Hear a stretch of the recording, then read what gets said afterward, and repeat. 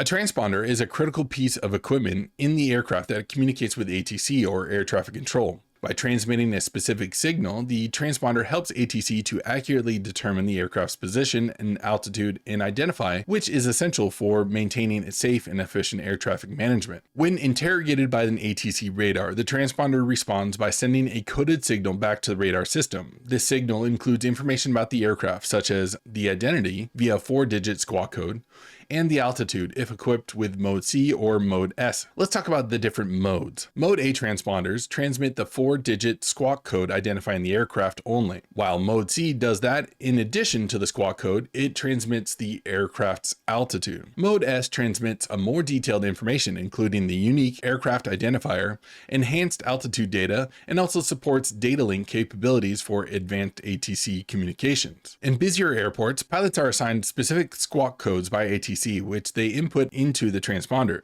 This code allows ATC to identify and track the aircraft uniquely. Let's review those emergency codes that you're going to be asked about on the check ride for the transponder. 7500 is hijacking, 7600 is radio communication failure, 7700 is a general emergency, and 1200 is the default for VFR flights in the US. The transponder's response is displayed on the ATC radar screens, showing the aircraft's location, altitude, and identity, making it easier for controllers to manage air traffic. The transponders integrate with traffic collision avoidance systems, or TCAS, on other aircraft, helping to prevent mid-air collisions by alerting pilots to nearby traffic, suggesting evasive actions if necessary. By reporting the aircraft's altitude, the transponder helps ATC maintain vertical separation between the aircraft, which is critical for avoiding conflicts in crowded airspace. Before entering controlled airspace, ATC instructs the pilot to squawk 4521, for example.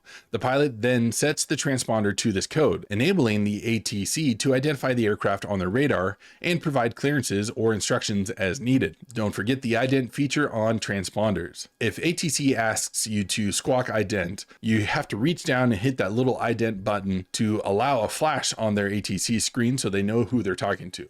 If you love the overly technical lessons and the dry humor here on YouTube, you'll absolutely love my online helicopter ground school. I'll walk you through everything you need to know to become a helicopter pilot, minus the sarcasm. No, actually not. Yeah, there will be sarcasm. Head over to 3gheliprep.com and get started today.